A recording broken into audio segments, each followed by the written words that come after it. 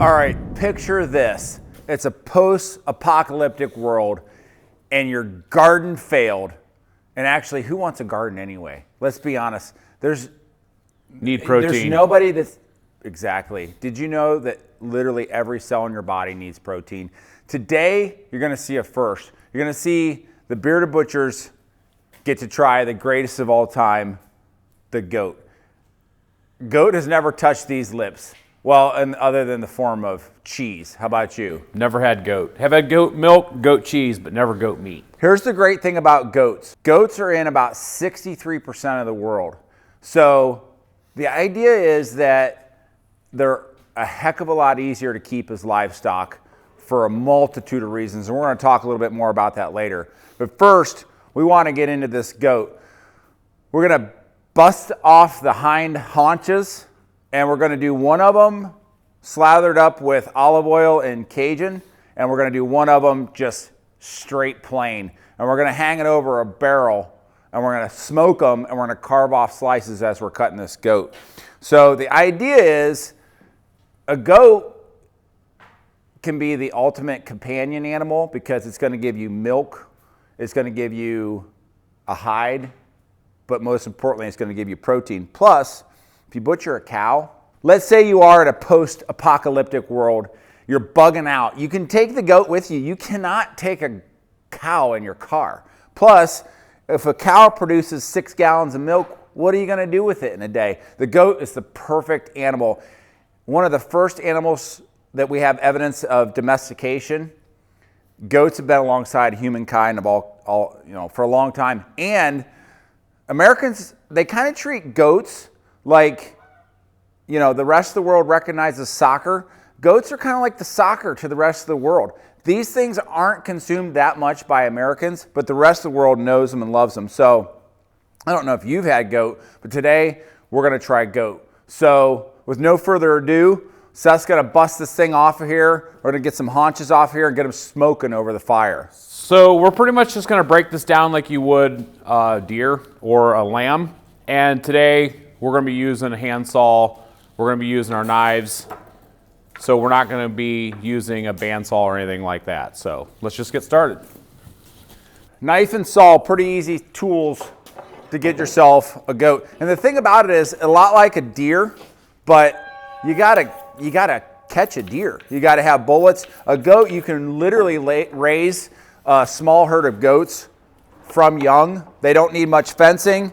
Children can care for them. Children can milk them. They're not going to harm anybody in that sense. And they're a browsing animal versus a grazing animal. So the resources, the water sources, the food sources that a goat requires are incredibly more resourceful than that of larger livestock. So the first thing I'm going to do is I'm going to go ahead and break these haunches off of here. And then like Scott mentioned, we're going to get these hung over the Burch Barrel. And we're going to get these cooking. And then while the haunches are cooking, we're going to continue processing the rest of the goat. We'll get it all laid out here on the table. And we'll show you guys what it looks like laid out on the table. So I'm going to start by pulling these tenders out, just like you would a deer. Now this is a boar goat, as in B-O-E-R. That's the breed of the goat. These originated from South Africa. And this guy was just under a year old. It was a weather goat, so it means it had been castrated. Obviously, all this different stuff plays into the flavor of the goat. This guy was 71 pounds dressed. We butchered him right in our butcher shop. And like we said, just a super resourceful animal. And we're going to find out what this meat's like in just a few short minutes. So start by pulling those tenders out of there. Now we want to cut this right by that H-bone, through that hip bone. Move this portion to the side. And then from here, what I'm going to do is I'm going to pull this H-bone out of here, making this a semi-boneless leg. That way when we hang it over the Burch Barrel, it cooks up a little bit quicker for us without this bone on there.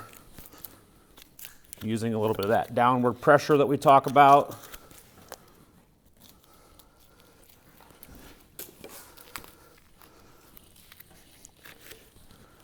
There's one.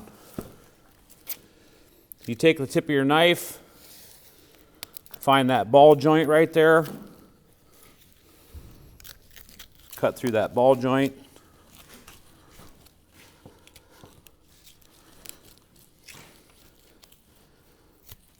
Staying along the bone. Let's remove that H bone right out of there, that hip bone. Now what we're left with is these two goat haunches. So these, we're gonna throw a wire through the hock. We're gonna hang these up, hang them over the Burch barrel, and let's get them cooking. I mixed up olive oil and our Cajun blend spice. So I'm going to mop this guy with the Cajun olive oil mixture and just get him all slathered up. And we're gonna kind of treat it like almost like a gyro. We're gonna hang it over the fire, and as it cooks, I'm gonna keep slathering. So we wanna make this one as tasty as possible, but we're gonna try the other one as a blank slate first. It's also important to point out what we're doing today requires absolutely zero electricity, assuming that electricity may not be an option for you given the circumstances. Sprinkle a little extra on there. Boy, that's never have that's looking delicious. too much. I didn't realize you were such a good artist. Wow. That looks good. What do you think? Beautiful. Get it hung? Get him over the fire. So today we're using the birch. This represents if you had a open barrel. So again, just kind of playing off of those resources that are limited. I'm already getting hungry. So you've got the warmth of the fire. Now you tell me that in that short span, you aren't starting to feel really good about your life right now, because there is just nothing quite like roasting meat over a fire. It's primal, it's timeless, and you can forget about gardening and trying to raise all your, crops and things, because you're going to get a protein source. This goat is converting vegetation that you can't eat into a number one resource for your well-being. So as these guys sit here and smoke, we're going to get back to cutting this goat. Seth put me to work doing the more tedious work, the deboning. It should be pointed out that something like this goat, it's the middle of winter here in Ohio, and talk about meat preservation. And we're going to get into that in some more of our videos. Basically, how you can prepare meat so that you don't need refrigeration to carry you for at least a month. And the point I'm making here, though, is if we have 30, 40 pounds of goat meat, you don't have to worry about that this time of year. You can literally keep it outside, and you're going to be able to consume that amount. If you have a beef cow, something larger, you have to start thinking about 3, 4, 6, 8, 10 months of consumption. But with a goat, you can literally just butcher them as you need, 1 month supply, basically right there on hand. So we remove the inner loins, we remove the hind quarters, those haunches, which we have hanging over the barrel.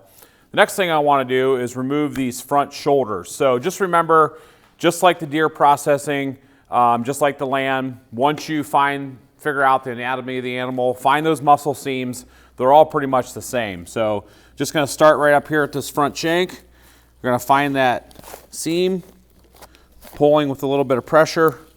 Let's just circle all the way down around that shoulder blade, removing that whole front shoulder just like that. So we'll get that one off of there, flip it over, Do the same thing with this side. These are another 2 pieces that you could throw over fire. Well, literally any of the animal you can do that, but also great roast stew portions. Typically the front portion of the animal is just going to be a bit tougher than the rear portion. Now let's go ahead and remove these loins, these back straps, like the same thing in a venison. So we're just going to pull this flank portion back. We're going to cut down along these ribs. We're going to bring that all the way up to that neck. Now we're going to start right here, just like you would on a deer. And we're just going to slowly work our way down along these rib bones, all the way down to that back. And we'll pull this whole loin section out of here. Just trying to stay as close to those bones as we can. Now, find that vertebrae, take your knife, cut right along that vertebrae all the way up, releasing that back strap, that loin. Slowly pulling it out as far as you can go up to that neck. And there you have a goat back strap. Since I'm already on this side, I'm going to go ahead and remove some of this rib meat. This we will just turn into ground product, ground goat. Actually, this would be a good time to talk about what we're going to do with some of the trimmings. What we're going to do is we're going to, in another video, not this one, we're going to turn some of these goat trimmings into like a kippered style goat jerky using the meat dehydrator. So stay tuned for that. So here again, it's going to stay right up along the bones.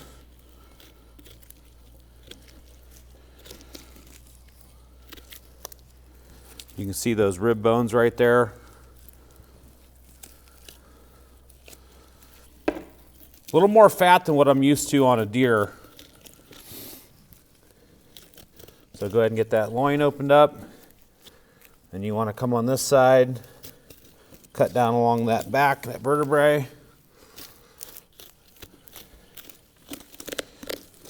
All the way up to that neck.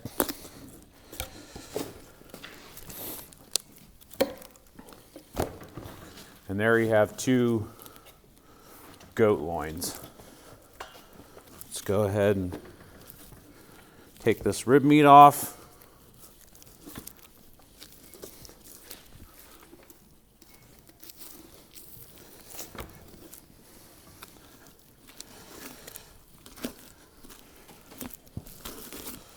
Just like that. Now hand that over to Scott. So with the neck, several different things you could do with that. You could make it into a roast. What I'm going to do is I'm just going to break it off this carcass.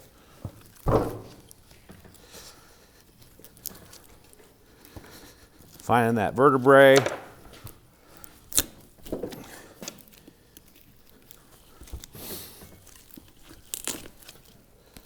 Pop through it. So you could save this as a roast if you want to do a goat neck roast. Today, we're just going to trim it out for ground meat. I wanted to point out, we start out the kids a lot of time in the shop with one of these. It's just until you get the hang of a steel like that, this can be a great alternative. And really it just has your sharpening portion in there. And that's something that we start our kids out in the shop just because it takes a little bit longer to learn the technique of a regular steel. So goat shoulder, right here is your shoulder blade. I'm just going to start up here at the top of the shoulder blade. We're going to remove this shank. You can save this as a roast if you'd like. Make a nice goat shoulder roast. Pretty simple. shoulder blade roast. You could take your handsaw, you can cut this in half if you like. Right here you have a goat shank. What we're just going to do today is, you could make it into ossobuco or something like that if you'd like, but today we're just going to trim this out for our goat ground meats. Obviously things like fat, bones, those aren't going to go to waste. Great energy resources. Bones make good bone broth, fertilizer once they're cooked down. Fat, tallow, soap making, candles, baiting animal traps. Number of different resources inside this animal, not just the actual muscle, but the fat and bone as well. Some goats, they use the hair for fiber making. Of course, the hide's not going to go to waste. You can use that for clothing.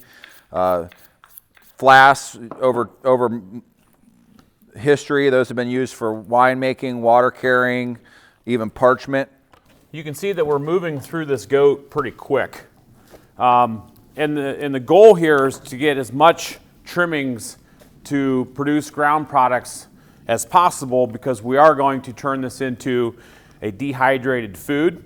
Dehydrated food, obviously, in this environment, sort of that prepping lifestyle, is going to last the longest. It's something that you can throw in your backpack, you can hit the ridge, and it's going to last you a while. So keep in mind, as we're processing this goat, we are trying to achieve as much ground product as possible that we can turn further into a kippered style jerky.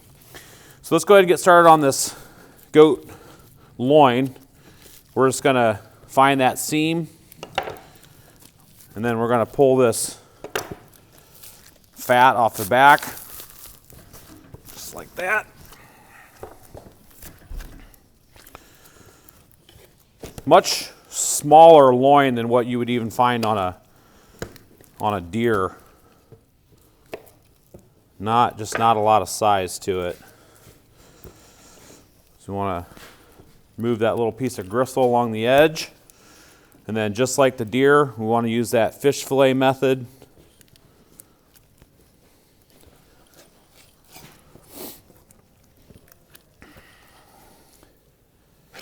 It's a little bit stickier than what deer meat would be. Just has a little bit of stickiness to it. Makes it a little bit more difficult to take like that. Sinew off of there.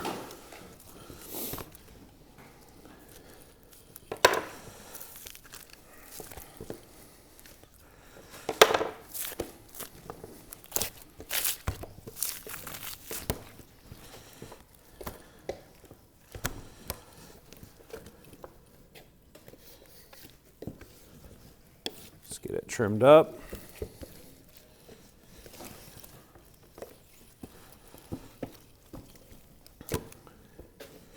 Move that little piece of gristle. I'll start up at this end.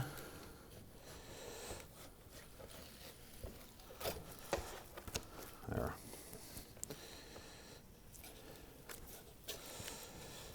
There you have some goat loins. Same as a back strap on a deer. Now what I'm going to do with these is we're just going to cut them up into some chops. Cut them about 1.25 inches to 1.5 inches thick. Just like that.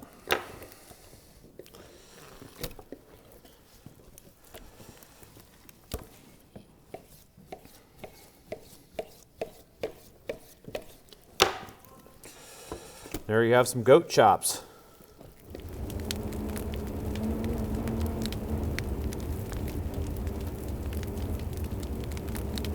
Goat sirloin steaks. I'm going to cut a few of these. So you can see that the cuts that we got off this goat, there isn't a lot, but that's kind of what we were trying to achieve anyway. So what we wound up with was just a few, half a dozen or so of those goat sirloins. We've got the goat chops.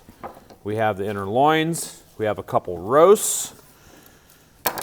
And then we have our 2 haunches that are cooking over the Burch Barrel.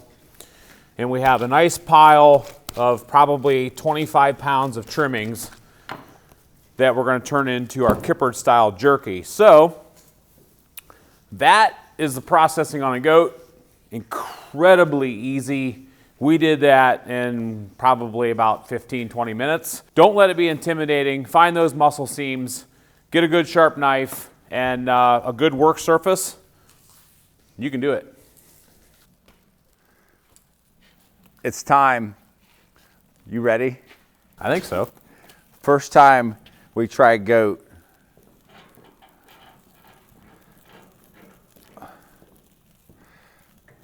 This is unseasoned, just cooked smoked goat.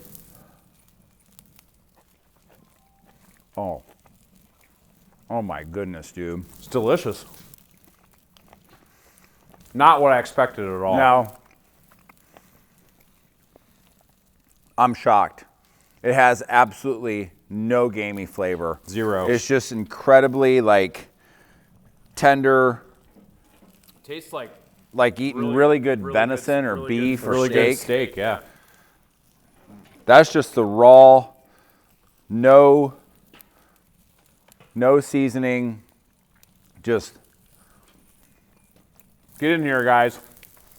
Come on, Dan. Come on, Shane. We actually have my doppelganger. This is Dan. Not only are we both incredibly intelligent, we're all incredibly good looking because we look similar. Dan's our product manager, so if something goes out of stock, and then we have Shane, our nephew, Who raised the goat? our other nephew. Spencer's the one nephew behind the camera. Shane's the guy who raised the goat, so he's our farmer. We know what he's doing in the post-apocalyptic. You know what I'm counting Scenario. on, Shane? You to grow a black beard like me and not red like these I don't know, it's kind of blonde. All right, plain goat, incredible. Now it's time that we try some of this Cajun seasoned goat. I think I'm gonna go right over here, Spencer.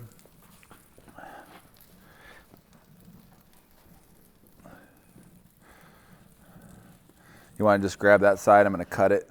The other side. There you go. Oh, Oh my goodness. You guys. wow. That right there. Wow. Boy, did we kick her up a notch. Yeah. That is incredible. You might as well be at a high-end restaurant somewhere. Next level. Yeah. That is incredible. Here goes, Spencer. Open up. Oh, wow. I'm Nice. impressed. I am too.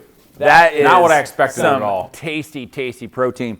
So we wanted to incorporate the spice because that's one of the things that we talk about all the time.